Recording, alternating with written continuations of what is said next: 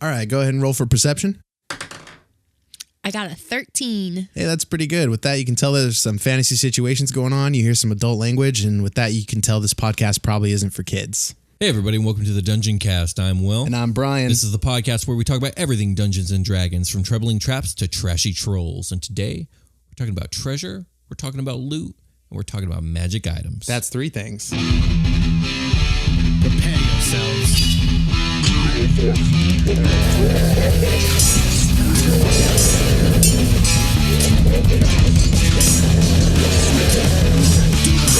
I cast Fireball.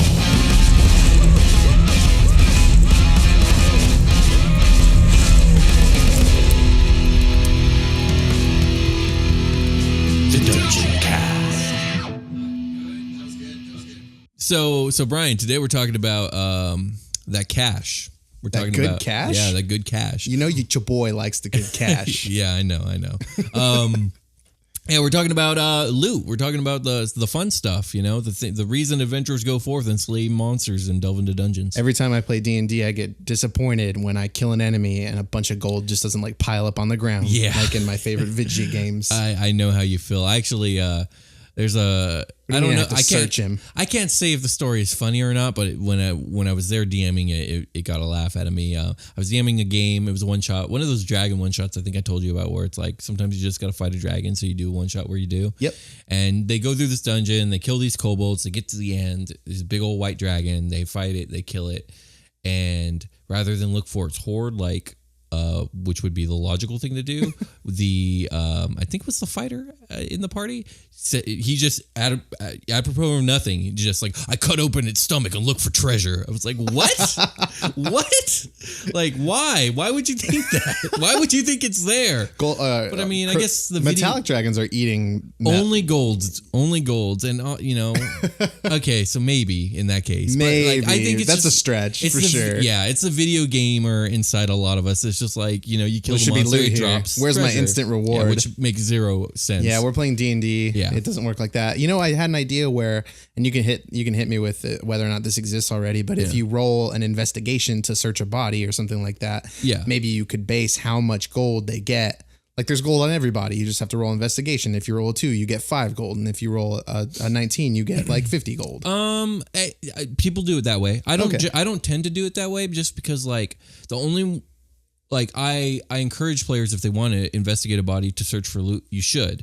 Or go right ahead and do it. It's just the investigation check for me isn't going to get you anything unless the body that you're looting specifically has hidden caches, like maybe like coins in their socks. You know what I mean? Oh, like, for sure. Like, because like if they have coins in their pockets and coins in their purse, you don't need an investigation check. Anyone's going to find those. Yeah, and you probably at that point, battle's over. You probably have infinite time. Exactly. But if they have, say, a hidden pocket in their cloak that holds some sort of item, right, you need that investigation check. Right. So that's what investigation was going to get you, at least in my games. So let's start we're going to do this in order of value, and we're going to start with just coins. We're going to start with money. Let's talk economy. Yeah, we're going to talk a little bit about economy in this game too, because I think that's important. In my games, it's not important, but in a lot of people's games, it can be, and I want to talk about that. So in 5e D&D, there are 5 types of coins. Types of currency. I know that there is a word for like coins, but moving on. Coins. There's copper, silver, electrum, gold, and platinum. You know, I've seen a lot about electrum. Yeah.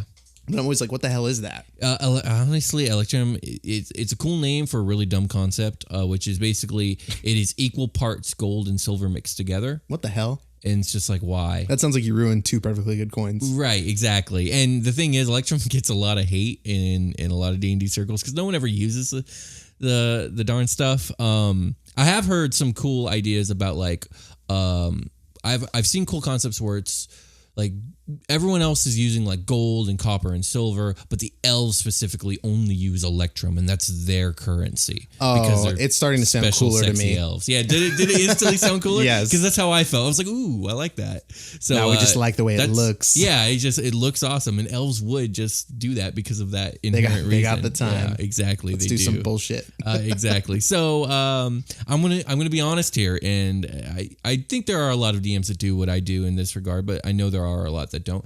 I tend to completely ignore copper and silver, mostly because It gets complicated. Mostly because I don't have the time and I don't give a shit. But like a lot of DMs do, and another reason that I tend to ignore it is because the coinage is so small. It's like dealing with change in American currencies. Like we deal with dollars. I don't deal with quarters and pennies, and that's very much how I feel about copper and silver coinage in D&D. That being said, when you do that, it does mess with like the cost of things in the player's handbook, because there are things that cost like only 5 copper or like 10 silver. Instead, like the minimum it can cost is 1 gold, and that's gonna.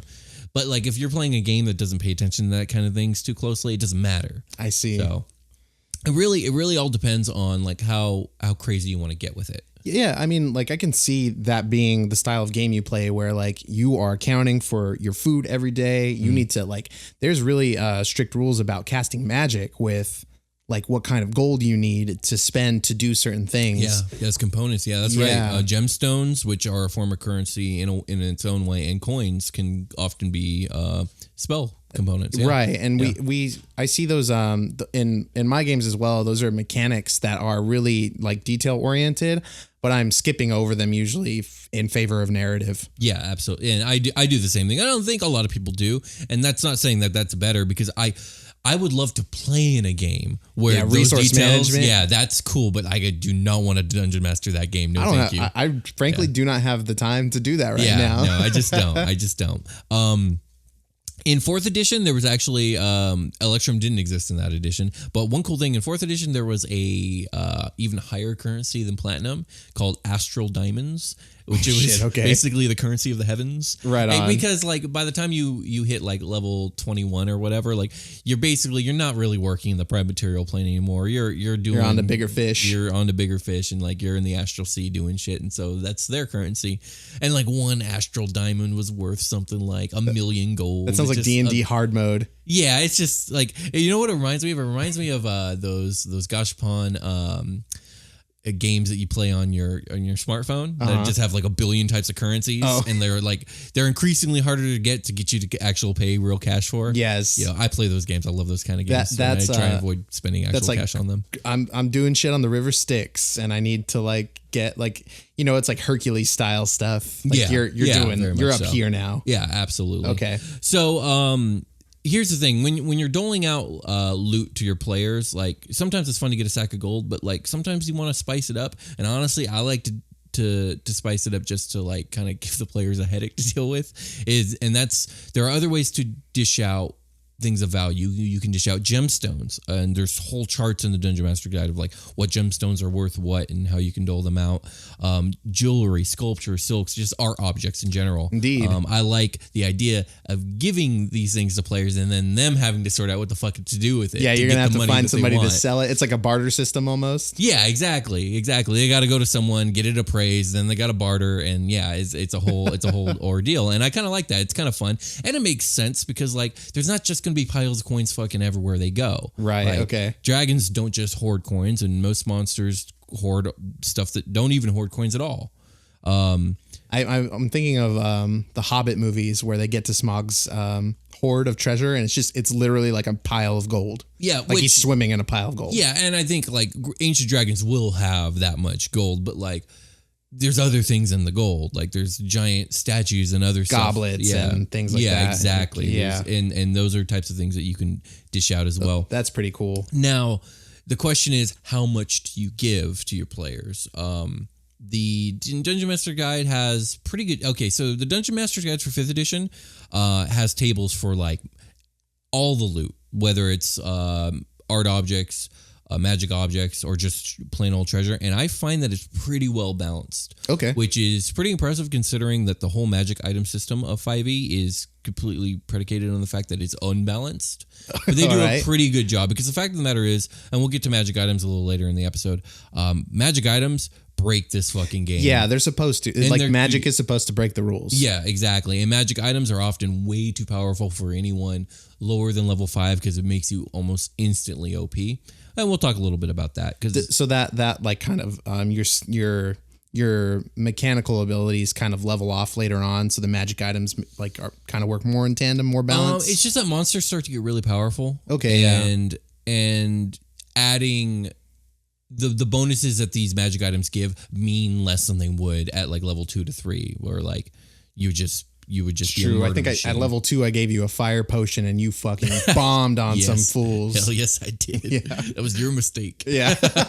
I really thought you were gonna save it, but and I might. There's some misunderstandings there. Yeah, there were. I thought I had more than I actually had. But okay, well, before we move on to magic items, we'll talk a little bit more about cash. So one cool thing I've considered doing but haven't bothered to in a lot of my campaigns is spicing up coinage. In real life, not all money is historically held in similar value. Like even even like now, like an American dollar versus an Australian dollar, American dollar has much higher value according to our world perception of what value is. So on. Yeah, exactly. And it's been like that since the dawn of man, and to the point where you could have like, I like the idea of elves having Electrum because that literally is a built-in kind of value displacement. Okay. But like you could literally just have like elven gold of a certain empire, dwarven gold of a certain kingdom, and human gold of a certain commonwealth. Marked coin have strictly different value depending on which region you're spending it in. Right. And like usually the way that goes is if you're spending it in the region it's from, it holds more value than other coins of similar weight. Now, and like that is some complicated shit. Yes, that's some name of the wind shit. That's some Patrick Rothfuss loves his whole coinage economies and how all that works. He really gets into describing it, and it's very fascinating to read. I wouldn't want to DM this necessarily, but I do think it's a really cool concept. You might want to consider. I guess it's kind of easy if you're going from you guys were in like elven territory and you move into dwarven territory, and you better go to the bank and cash and swatch out your. That's another thing is like the elves might not accept a certain type of coinage. Your 5 hundos might turn into 3 hundos, and etc. Yeah, exactly. What that means, I don't know, but yeah, and that all just depends on how the dungeon master wants to rule stuff.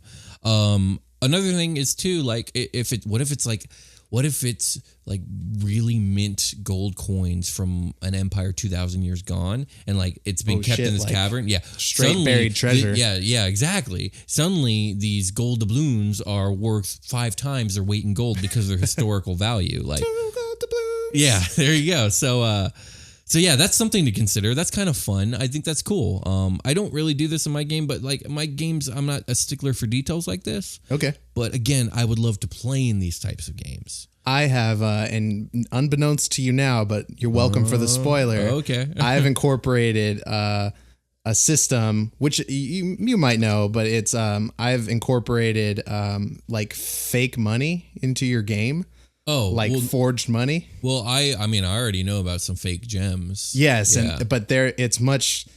Welcome to the rabbit hole. Oh no. Yeah, the whole economy's built on lies. well, whoa, shit. We got. Was I closer than? You got coins and you got gems, and you'll see. Okay. But what I'm saying is like there are people like basically like in the real world like printing money, like forging money. Is that something we were going to get into in the notes? Because that was like a fun little thing for me to do. I've never really thought about it, but yeah, I mean, false money can be a thing. I wouldn't do that too often because it's going to piss off your players. But well, that's yes. Yeah. Yes, it will. Yeah, I'm sure. I'm sure it will.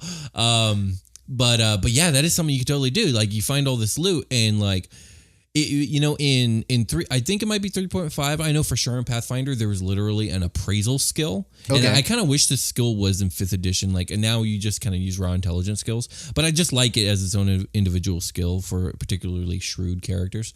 But yeah, like an appraisal skill would be nice when coming to recognizing counterfeit cash, counterfeit gems, and counterfeit just like, magic items too. Or I found this like painting. Is it priceless? Let's find out. Exactly. Roll this D20. That's exactly right. So I think that's a cool skill to have. It's so cool that I would even consider homebrewing it onto the skill list. Just fuck it. It's a skill list. Pick which classes can choose from it. It's based off intelligence. There you go. Yeah, that makes sense. Yeah. So yeah. Artificer has proficiency. Maybe. Yeah, I would. Let's see, who would I give it to? The wizard, artificer. I would give. There you have it, folks. I would give it. I know, right? No, I would give it to the cleric of. If you worship like a god of fortune, because sometimes for instance, if you worship a god of nature and take the nature domain, you suddenly get like 3 extra skills to choose from. True. I would do something like that. And, okay. And a few others, I'm sure. Maybe the warlock. Anyways, moving on. But But yeah, false loot. I kind of like that idea. It's really cool. So let's talk a little bit about magic items, because magic items have gone through a major transformation since 4th edition. In 4th edition, they were super built in to the point where you could not, like, after like level 5, if you didn't have like a magic weapon, a magic armor slot filled, and a magic neck slot filled, like, you were underpowered and slowly falling further and further behind. Okay. And that is another thing too. In 4th edition, it was like you had like, I might have been as many as 11. Let's see, there was like hand, arm, weapon, armor, neck, back, waist. That sounds like Diablo. Like every weapon slot had like a video gems. game. Like a video game. And like, I will say this for sure. Like, I'm not one of those people that likes to say 4th edition was built like a video game, but when it comes to this, yes, this is very much like a video game. Oh, the battle system. Like the combat system, definitely. Definitely. Yeah. So you had all these slots that you had to fill. Well, you didn't have to. The only 3 that you absolutely had to were weapon, because those were your attacks, armor because it was your AC, and your neck item boosted your other 3 defenses, which were reflex, will, and fortitude. Yeah. So, and neck items for things like cloaks or amulets and stuff like that. Nice. In this game, it's not like that at all. There are no slots. The DMG literally says, just use common sense. You can't put on 2 types of footwear. You can't put on 2 cloaks. Like, it's just not going to work out. I mean, you could with the cloaks, but idiot. Like, read a book. That'd be dumb. Yeah. So we go from this meticulous have to have them, constantly filling these slots built into the mechanics, to the complete opposite with 5th edition. You don't ever have to have them. Well, I think by a certain level, if you don't have a magic weapon, you're probably going to be in trouble, because a lot of higher level monsters resist damage that's not magical. Yes, I've noticed that. Yeah, but other than that, like, you don't have to have them. And you can play whole games without magic items at all. And this is way better, but it also has this pitfall. So like with 4th edition, one of the issues was with magic items that you had to have all the time and all these slots you had to fill, means you were finding magic items all the time. And since in 4th edition, most magic items like had really boring like special effects, magic items really lost their luster, really lost their mystique. They didn't feel like anything special. I don't like that. I don't think most D&D players like that. Okay. Magic items should feel important and awesome and great. On the other hand, they're considered so rare in like the vanilla 5e D&D that like, I don't know, like they're just not common enough for me. Like I like it to be somewhere in between. Like you can go, if you're adventuring and you're delving into these like hidden places. Yeah. There should be some cool shit. And the thing is, like, and it's hard to even just dole it out because there's so many, like, almost any magic sword in the game is way too powerful for anyone below level 5. So there are some cool ways to kind of homebrew up some, like, weaker magic items. There, in the Dungeon Master's Guide, there's, like, this small, I guess you could call it a chart. And it's not for this. It's for spicing up magic items that already exist, like, by giving them, like, extra minor kind of attributes. But rather than that, I just take a basic weapon and give them 1 or 2 of these minor attributes. Bam, you got a magic weapon that does some cool shit that isn't overpowered. But it's a very limited chart. There's only like, I think there's like 2 or 3 of them, and they only go from like a D1 to like, they only go from 1 to 10 basically. Okay. So you only have like 20 or 30 options, which is plenty, but like you still are going to want more as a dungeon master. I see. Okay. There's a really cool website, which for the life of me, I do not remember the name of, but I will, and we will link it. But it's literally... Check the description. Check the description because it'll be there. And I use this thing all the time for my lower level players, and it's hundreds of attributes you can attach to a weapon that are much, much weaker than any of the normal magic items from the Dungeon Master's Guide. And you can attach just 1 attribute, 2, 3, as many as you want. And it's a really good resource for coming up with magic items that you can give to players lower than the level of 6. It'll feel special. It'll be useful. It'll be fun, but it won't be overpowered. Cool. Should we take a short rest? I think it's time. Let's do it. Let's do it.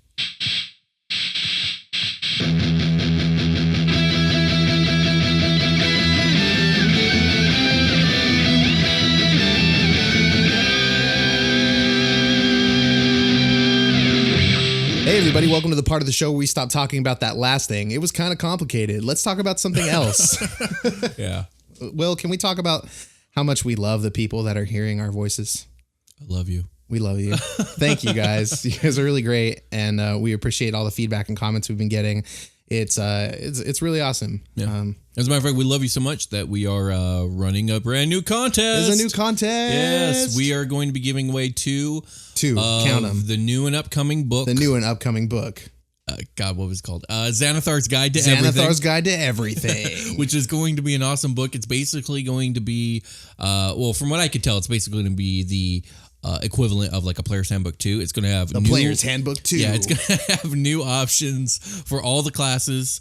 It's going to have, I think it's mostly made up of unearthed arcana that's now been officially approved. I was just about to ask you. So that is really cool. Yeah, so if you've been rocking some unearthed arcana stuff between the beginning of this edition and now, there's a good chance it might be in this book in its official format. So hell yeah, that sounds like a must buy to me. Yes, I think Xanathar's Guide is the first book outside of maybe Volo's Guide. That is a must buy. Like I'm definitely buying it. Volo's and we're giving away 2. Yes. Yeah, we're giving away 2. We're gonna. So if you want, don't buy it, win it. Yeah, win it. By listening to the Dungeoncast. Yeah, so after this episode airs, we will begin the contest, and the way you enter this contest is by tweeting a link to the show with the hashtag Dungeoncast. Find us at the Dungeoncast on Twitter. If you don't already follow us there, you should, because you can win Xanathar's Guide. Yeah, a must-buy. Player's Handbook 2. Exactly. So yeah, other than that... just tell your friends about us, please. Yeah, please. Oh my God. Yeah, spread the word. You see that person on your left? How about the person on your right? One of those persons is bound to like D&D, I hope. Tell them about the show. Tell them both about the show. The person on your left and your right. Tell them about the show right now. Please do. Are you on a bus? Are you listening to us on a bus? Look to your left and right, then all over the rest of the bus, and tell everybody about our podcast. What's the Dungeoncast? Tell them you can find it on soundcloud.com/the Dungeoncast. You can find it on iTunes, and if you do find it there, please leave us a rate and subscribe. We'd really appreciate it. And we're also on YouTube, where you can see our gorgeous faces. Search the Dungeoncast and you can find us there. But other than that, I'm out of things to say, and I want to just finish resting real bad. Yeah, me too. Hit die. Let's go back to the show.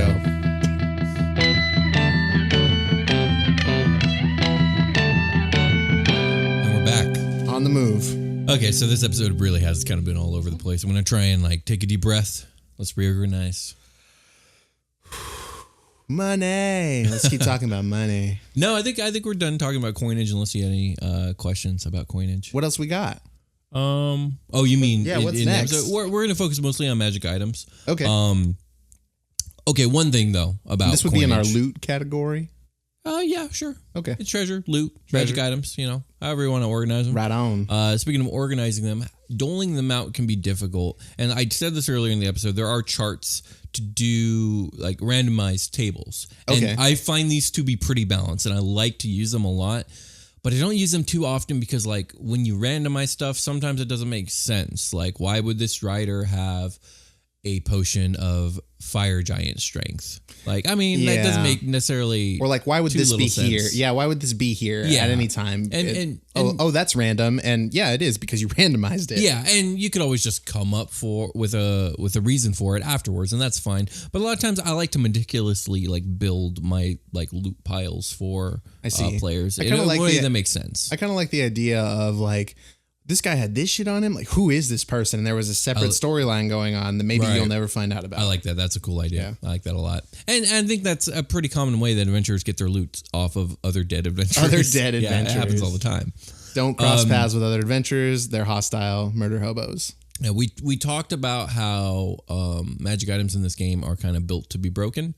They do a little bit of... Not as in to break them, as in to break the rules. Yeah, break the rules. They do a little bit of housekeeping with some of the more powerful items where they require what's called attunement. Yes, okay. Which I think you have to spend an hour of focus with the item in question, and then you can attune yourself. And the way that's one limiting factor, and then the other is that a player can only be attuned to 3 items at any given time. It's a fucking Horcrux. You're soul bound to it. It has invaded your mind.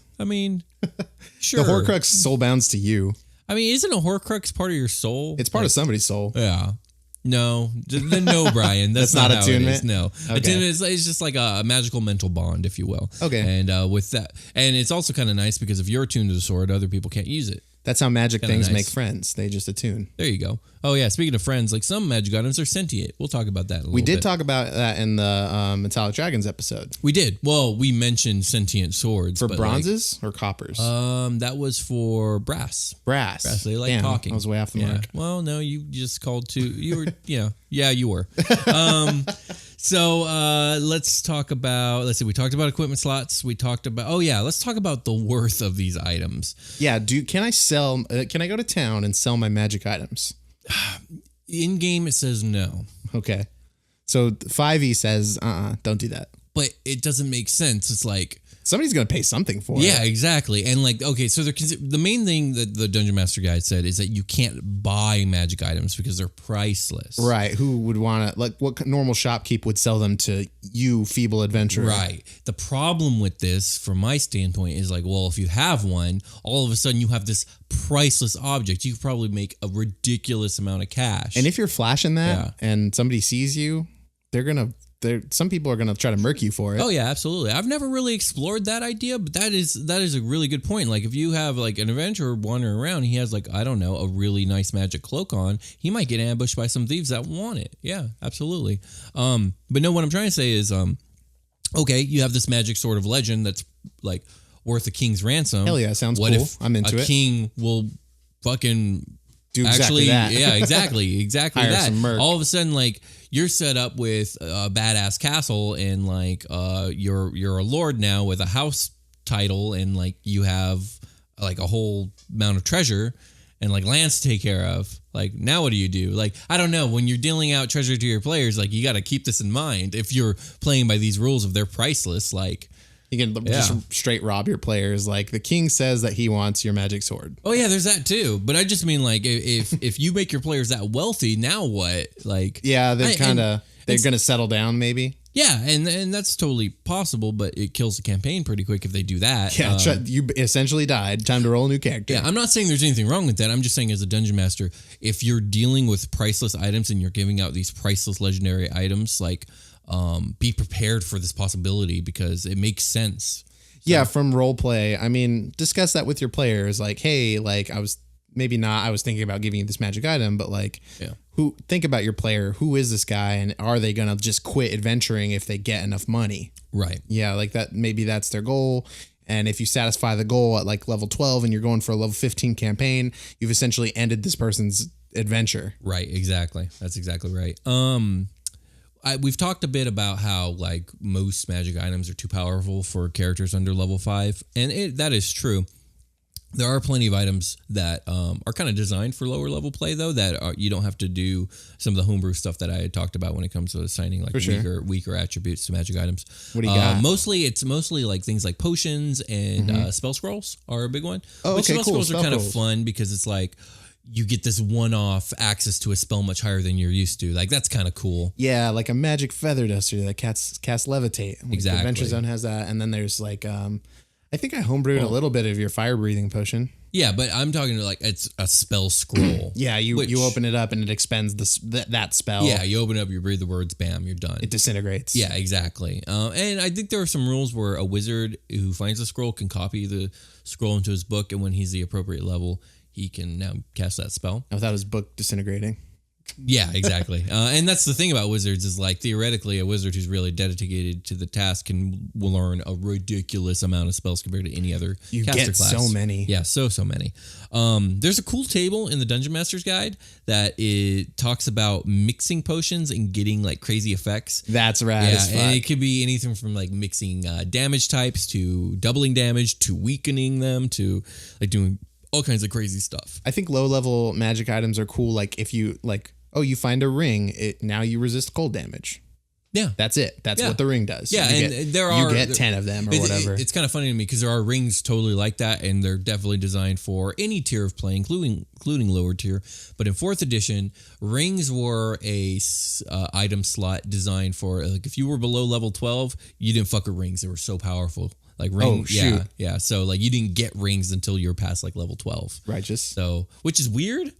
They're so handy. But that's just how 4th edition was.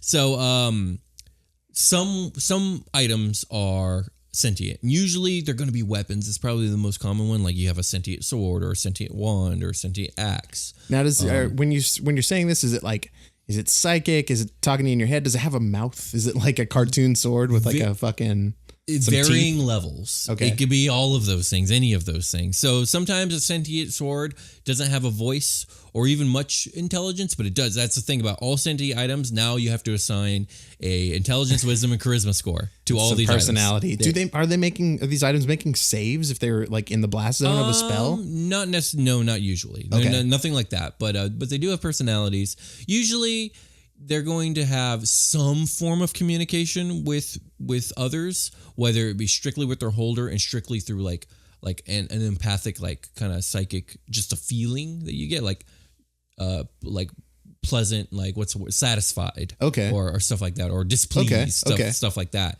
To blatant telepathy with all things within range of it, and it just blah blah blah blah blah, and tells you all about its ideas and its concepts and its political that beliefs. Can get messy. Yeah.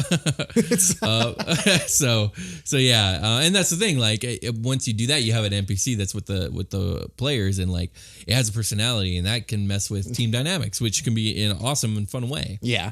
So sentient items are really cool. Any other questions about sentient items? Usually higher tiers of play. Usually. Yeah, no. Like, well, what are the if you have a sentient sword, like the stats must be like pretty high on this thing, right? Like +5 to attack. What are we talking here? So in 5th edition, magic items don't really get above +3 to attack. Okay. I mean, you could homebrew it, but I can't think of any item in the Dungeon Master's Guide that has that, which is, again, very different from 4th edition. In 4th edition, I think items went up to at least, like, all the way up to maybe as high as a +7 to attack. Shit. Which is crazy. Okay. But, yeah, so generally, no. But, like, yeah, you'll see if it's, like, a legendary sentient sword, it'll be, like, a +3 to attack, all ice damage all the time, plus a built-in frost spell. Yeah, shoot ray of frost. Yeah, and it hates all things not frosty. Nice. Because it's sentient. It hates you. Don't touch it. Yeah. Well, no. By holding it, you are you by become proxy frosty. now frosty. The frosty sword of you legend. resist cold at that point, and probably fire. That's a really powerful magic item we're talking about. Yeah, that's. I wouldn't be surprised if what we just described actually exists in some book somewhere. I mean, resisting elemental breaths seems to be really good. Oh yeah, absolutely.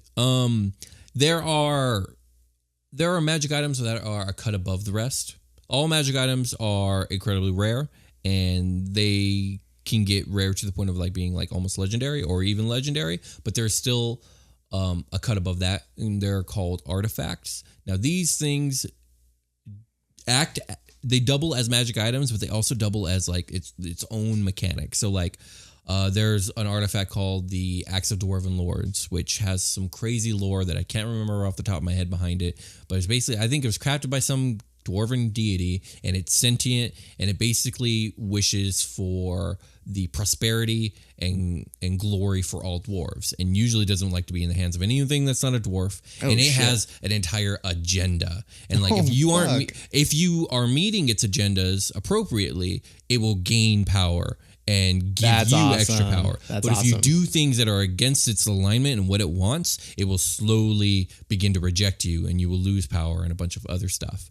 And so they have all these massive bonus powers, plus like whatever, they usually have like a base, which like it'll be, I don't know what the Axe of Dwarven Lords like base magic item is, but like a magic item might be basically a +3 Dragon Slayer with all this extra bonus shit that you get if you're playing by the rules of this weapon. And it's not always a weapon. Like sometimes, like there are 2 legendary artifacts that I can think of, the eye and the hand of Vecna, which is a god. It would be the eye and the hand of the lich corpse he left behind when rising to godhood. Yeah, that sounds strong. Yeah, and usually stuff like that is like really evil. A tune wants you to do evil, turns you to evil, and is very, very powerful. I haven't gotten my hands as a player onto too many magic items, really. Yeah, because I'm pretty sparing with them.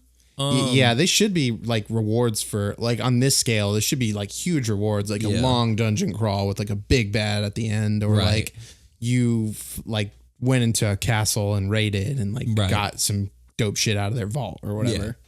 Now, so there are some items that I consider to be on artifact level that actually are just magic items that you can run into at any level. And the main one that I'm thinking of is, I don't know if we talked about this, the deck of many things.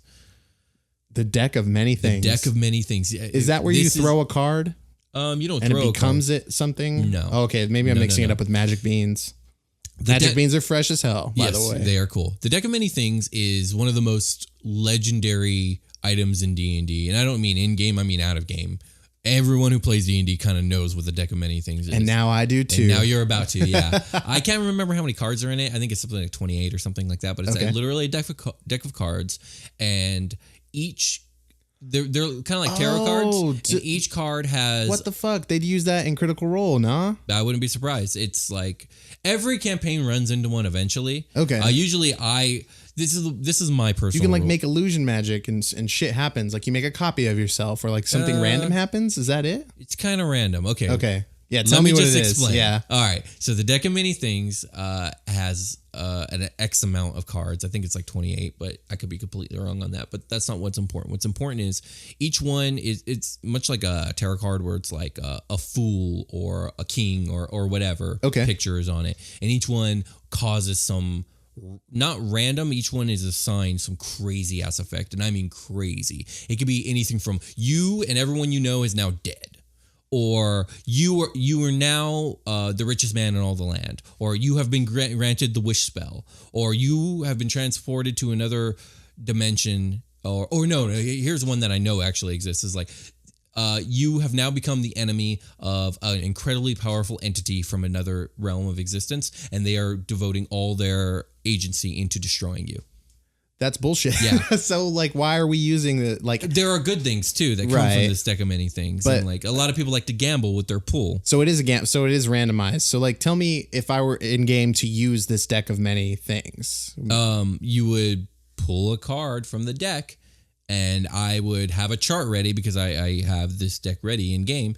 And I mean, well, let's see what happens. You might pull the Fool. You might pull the Burning Tower. Who knows what you'll pull, but it might be great or it might be horrible. But what's like so I'm walking down the road and I pull out my little deck. Okay. Why can't I just like flip through them? Are they all blank until I pull one at random? Or like what's that? I don't really know. I would imagine like, you literally have to shuffle it in order to get the magic word. You have to shuffle it, cut it, put it, and like I would even go as far to say is like you can't count these cards because if you do, the magic won't work. You have to do it at random, and the magic will know if you have or if you haven't. Because it's magic. Yeah, because it's magic. And then you pull a card, flip it, you look at it, and the second you see it, bam, shit happens. So can you just keep doing that? You can keep pulling, yeah, but like I think that like it's like a 2 to 3 ratio on bad to good.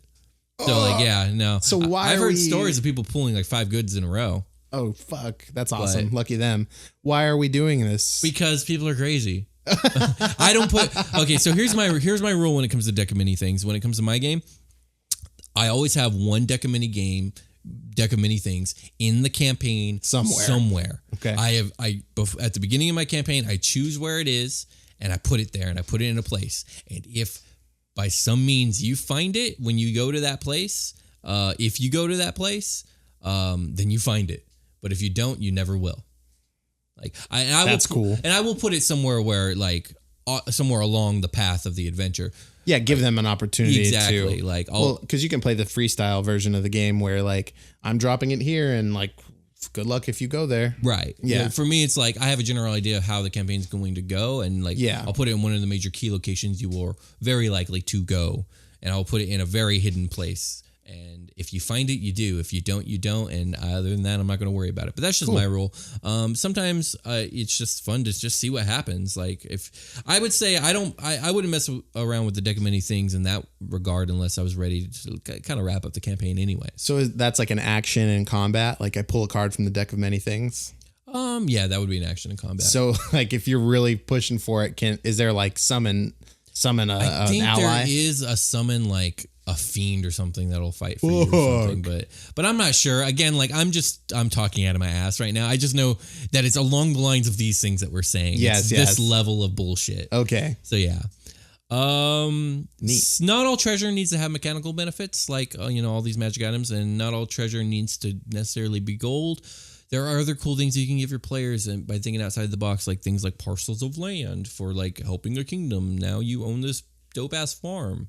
Like sweet, and you hire employees to like you're basically playing Farmville. Yeah, now you're playing Farmville, and like once a year you get a really big amount of gold from the harvest. Yeah, you end your adventure. You check on your farm. You gold. Letters of recommendation to get you into hard to get to places, and I mean like that are not about, psychic paper. Like maybe like crazy legendary libraries of kings it's their private library, and only people with a letter of recommendation from one of their friends ever get access to these libraries. So like. That's a library that like wizards in academies across the world would be dying to get into. Right. So like that's letters of recommendation, medals of honor, keys to the city, etc. There are furthermore like less tangible things that you can give your players. There are blessings and there are boons. Blessings can be a lot of things. They're usually from some sort of deity, and they can be anything from like boosting a stat permanently to, here's a magic item, which honestly, that's not much of a blessing because you could have just given them that magic item at some point in time. Yeah. But it's cool to get like story-wise. Like the goddess of nature comes down and hands you the fucking thorn whip of Jesus. There you go. The thorn whip of Jesus? Is that what you said? Okay. Sorry. It's okay. But yeah, like there's a list of blessings in the Dungeon Master's Guide, but also you could just, play it by ear. There are a thing called boons, which are only for level 20 and beyond. Okay. And some boons, you say? Yeah, they're called boons. Yeah, and basically they're huge bonuses to ridiculous shit. And I wish I could remember one off the top of my head, but it's just really big stuff. So like that's when theoretically you can keep playing beyond level 20. Right. And because the XP is supposed to it's like a soft level cap, right? It's a soft 20. Level cap. And like if you look at the pattern of like how XP gains level to level, you can kind of formulate how much XP to get to 21, then 22, 23, so on and so forth. But I'm more of a feel it out guy. Yeah, well, there's that too. But there's no features you're going to gain. Your class is done. You've capped out. Like, right. At this point, it's just HP. And yeah, you've got your +5 going on, and I guess big proficiency stat. bonus because that would kind of keep going up. But one thing you can do is grant boons at whatever levels that you so choose to. So is it an item? Is it like you're imbued with power? You're just kind of it's up to you. It's basically like maybe it's just something that mystically happens as you begin to become a god. Maybe it's like it's something a god gives you, or maybe you hit level 25, pick a boon. Like nice, cool. It could be however you want it to be. Very few players are going to get to this stuff. This is level 20 and beyond. Like most people don't even get to level 15. Yeah, and based on like we're starting from level 1, we're going to end our campaign as you go along. Yeah, exactly. Because you can always start your campaign like we're level 15. We're sent out by we're the king's greatest soldiers, Absolutely. And here we go. I would love to do a one shot where it's like 5 level 20s and the heavens are falling down. It's the end of the world. What do you do? Oh. Yeah, So here it is. Like, the Asmodeus himself has finally raised his armies and he's actually going to do this shit. And like, you happen to be here right now. What do you do? Fuck yes. That's really cool. That'd be fun. And you could just throw everything at them. Whatever. And the Tarrasque also shows up. What? Like, why? Asmodeus has disturbed the Tarrasque. Yeah, there you go. It's just doing its thing. Yeah. It's basically the Hulk wandering about. Yeah, basically. So that's basically it all on magic items, on loot, on treasure. I'm sorry if that episode was a little messy. I'm really tired today. No, it was good. I mean, like cool. We got. I feel like we didn't touch enough on Homebrew because I plan on. I plan on homebrewing most of my magic items. I think that's very common. Well, the thing is, we talked about homebrewing magic items in the homebrew episode. Yeah, so we did. if you heard us about that, I recommend you as a listener go and check that episode out. But you're basically there's a lot of reskinning that you could do, and sometimes you just gotta make shit up. But generally, like you have to know. So to hand out loot effectively in your game, it's really you as a DM. You have to know what your economy system is going to be based in. Like what is too much? How much do things cost? And what's an equivalent reward for your players doing things? Sometimes you get lucky. Sometimes you stumble on wealth, and like that could be an obstacle that you put in front of your players. I like how players go about divvying up their like, I put 70 gold in front of you guys. There's 4 of you. Here's what I would do if you're having trouble trying to figure out how much is too much, and on top of it, most of your items are homebrewed. I would refer to the charts in the Dungeon Master's Guide and try and find items that are around the same level as what you're homebrewing. Like, I mean, obviously you're eyeballing like what is the same power level of these objects. Excuse me. But and then I would kind of check the charts and see like, okay, well, where are these items falling on the charts, and then kind of reference the charts, because I really do find those charts to be very helpful, more so than other charts in this game. And for magic, what's the relationship between like your world and magic? What is magic's place in your world? Is it something that's like, are you in a sci-fi film where like high technology is everywhere, and so that's how magic is in your world? There's high magic all the time. Everyone's got magic shit always. Yeah, and you can totally do that. People's fucking brooms are like sentient and sweeping the porch. Like, but if you're doing that where magic is that rampant and magic items are that prolific, I would say you need to boost up the power of the monsters you're using, because depending on the style of magic, right? Like, there's mundane magics like a broom sweeping. Well, I just mean like if we live in a world where like getting your hands on even a +1 Dragon Slayer sword isn't that difficult, you're going to need to boost up the CR ratings of a lot of these monsters, because